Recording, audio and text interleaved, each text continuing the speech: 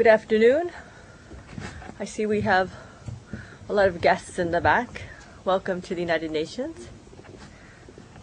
As you know, today is International Day of UN Peacekeepers. This is a day set aside to pay tribute to all the men and women who have served and continue to serve in UN peacekeeping. It also honors the memory of those who have lost their lives in the cause of peace. There are reports out today that more than 1,000 civilians were being killed daily by government shelling in Sri Lanka at the end of that conflict. Given that would put the total number of civilians killed well over 20,000. Given these estimates are so much higher than the official estimates, I'm wondering if the Secretary General has any response to that, if he's talking to the Sri Lankan government about that. Is he concerned about the allegations that the United Nations is holding back these figures to protect the Sri Lankan government? Okay, on that, first of all, I think the media reports of the latest figures that you're speaking to, I did check with OCHA, and they do not know where these specific figures are coming from.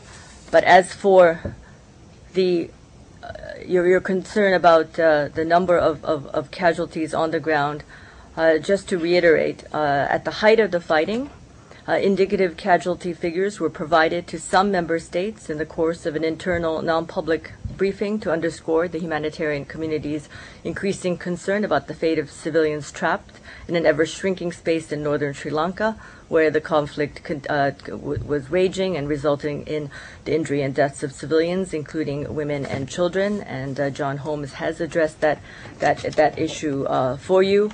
On a number of occasions, the UN has publicly and repeatedly said that the number of people killed has been unacceptably high, and it has shared those estimates with the government and as well as those others concerned.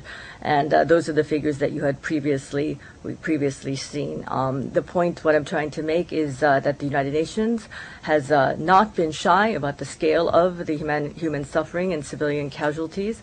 It has been ringing the alarm bells for a long time. So the focus on the release of new figures is a bit of a distraction when over and over again we have been saying that those figures had been unacceptably high. And as you know, the Secretary General was the first world leader to go to Sri Lanka following the end of the active conflict. He was there with a very strong messaging on to get humanitarian assistance to those who need it on the ground desperately, and this is what we've been working on. This is why we had an OCHA update today on progress made since the Secretary General went there and made that appeal.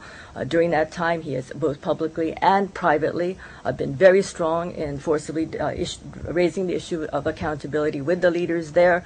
And thirdly, he has been in negotiation on the ground and pressing for and winning commitments from the government on the medium-term goals, which is the rapid return of the people who have been displaced. And most importantly, he has been working on and has been got that message loud and clear to all of you, I think, is the need for political reconciliation, and he is willing to do what it takes to get that going.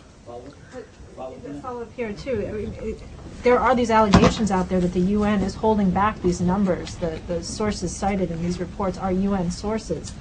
Is that a concern for the Secretary General? And is it over at this point? He's said what he's going to say, and it's over, or does the effort continue?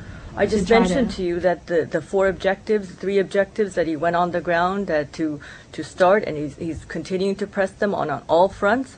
He is one of many parties on the planet who can make all this happen. And for his part, I think he has been very loud and clear. He's been reaching out. He's been talking to the government, and our humanitarian workers are on the ground valiantly trying to get aid to these people who desperately need it. Follow up on that. There were the documents you referred that went to member states. There was one March 7th that said there was 2,600 people, civilians killed. Then there was one at the end of April saying 7,000. I think what these reports are saying is that in May it was 1,000 a day. Has the UN, whether it's you're calling it informal or for member states, created an estimate since the 7,000 figure that was leaked and became publicly available? And if so, does it jive with the 20,000 figure? And the other thing is just one, I want to be sure that you answer this. The Secretary General was expected by many member states to brief the Security Council on his trip to Sri Lanka. It's my understanding that the Turkish ambassador is going to meet with him, and ask if he wants to. So I want to know from you, is it something that he wants to do? And will he push to make, particularly in light of these new numbers, to brief the Security Council rather than only the General Assembly about his wider trip? I don't have anything to announce at this point, but the Secretary General will be addressing and briefing member states on his recent visit to Sri Lanka, as well as his other stops in his recent 14-day mission. As for your first question about the civilian casualties, again, for specifics, I would refer you to OCHA, because they're the ones who can give you exactly what figures were released on what day. But I think the overall message I made pretty clearly in my initial response to you. Yes, Mike. Does he want to brief the council? I said I had nothing to announce at this time. Marie,